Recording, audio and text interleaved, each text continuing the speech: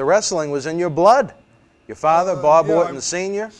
Yeah, I went through the same thing that Paul did, and you would think Hero would have taken a little bit easier on me because of who I was, but just the opposite? Unfortunately, that wasn't the case. No. But 98% of the guys didn't make it out of there, but the 2% that did, when you go back over history, they were all main event people. Yeah. Every one of them.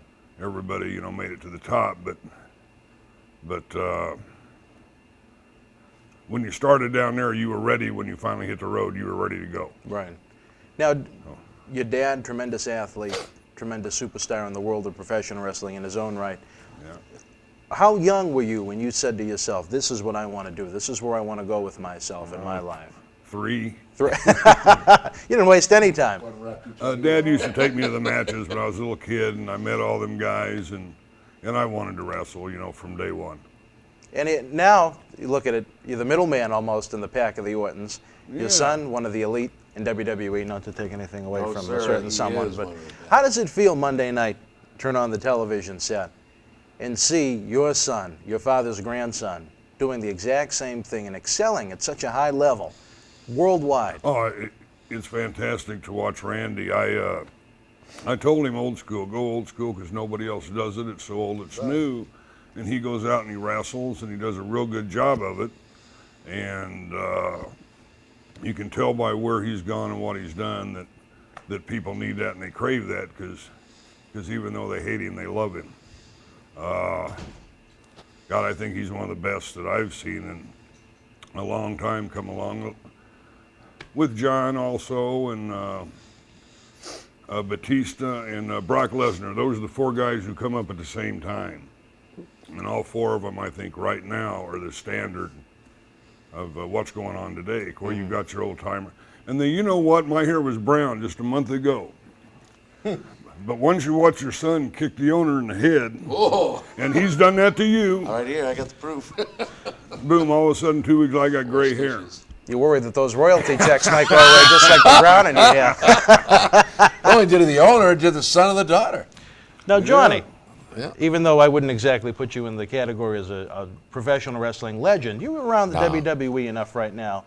How do you feel, an example, your son John and some of the other great top superstars at WWE, how do they look at and react to what the legends and the Hall of Famers went through to break into the business in a different style fashion? You don't hear the stories anymore about a Hiro Matsuda trying to break someone's leg to get into the business. Now, unfortunately, it's almost like an open door policy now. Of course, the better athletes, the better wrestlers excel and can move on to WWE or even a TNA type promotion. Some linger in the independents for eternity. But how do the current crop of superstars, how do they feel about what the legends went through to pave the way to where they are right now? I can't speak for a whole lot of them. I can speak for my son, obviously, and I hope I can. Cowboy Bob Orton has made it very clear that Randy Orton exemplifies what John tries to do also, and I think what's missing in professional wrestling today is old school. Tell the story, tell it right, get out there, wrestle, and work it. The showmanship is kind of taking the luster and out of the business, and I know that I'm sure that Randy trained down at OVW along with John, and they had 2 of the best guys, Danny Davis and Jimmy Cornette, who understood the business, and Jimmy Cornette was nothing but old school. That's the way to bring it on, and that's the way to do it. I think that a lot of the majority of at least the ones that I've had contact with, have nothing but respect for the individuals, and I said this earlier to Paul and Mr. Rutten, the Iron Sheik, that they truly have paved the way for these young men and women today in this business. Without these individuals, and I can say this truly, at least for some of the ones that I know, there wouldn't be any professional wrestling today. I have to agree, and some of them say this, it's changed so much to the point that it almost isn't what it used to be. But again, I think there's a great deal of respect. Again, John has nothing but accolades for a lot of the individuals that he saw when he was a kid.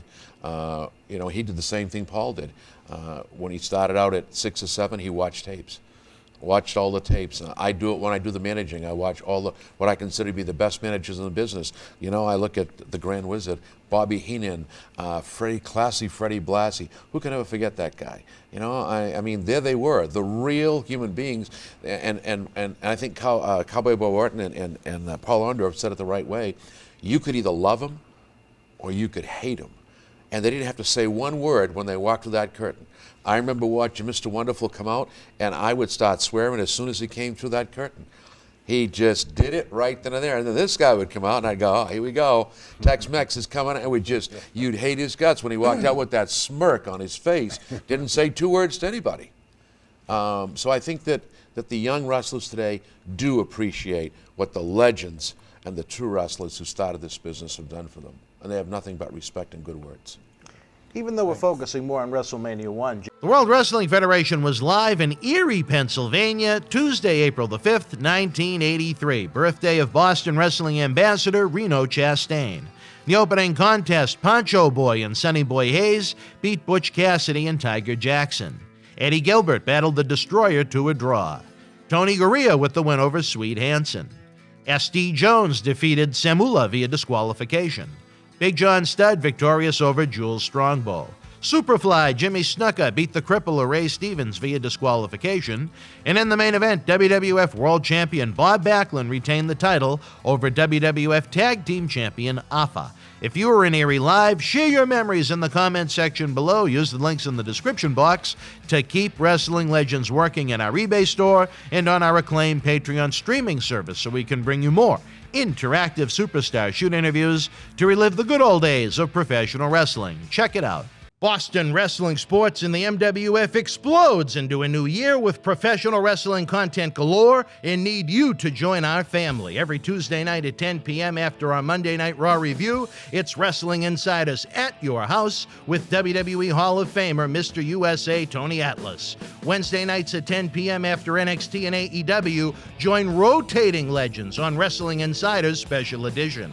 Every Thursday night at 10 p.m. after our NXT and Dynamite review, it's Marty Jannetty's no-holds-barred sex, drugs, and rock and roll journey on Wrestling Insiders Party with Marty. Friday night after SmackDown, don't miss John Cena Sr.'s Wrestling Insiders Fabulous Fridays. Plus, look for classic clips, history videos, bonus live episodes, pay-per-view watch-alongs, and more. For less than a cup of coffee at Starbucks, get early ad-free access to our Wrestling Insider talk shows, our acclaimed studio shoot interview DVD library, and help keep wrestling legends working during the worst of times. Join our growing family at patreon.com/Boston Wrestling. Expect the unexpected in 2021.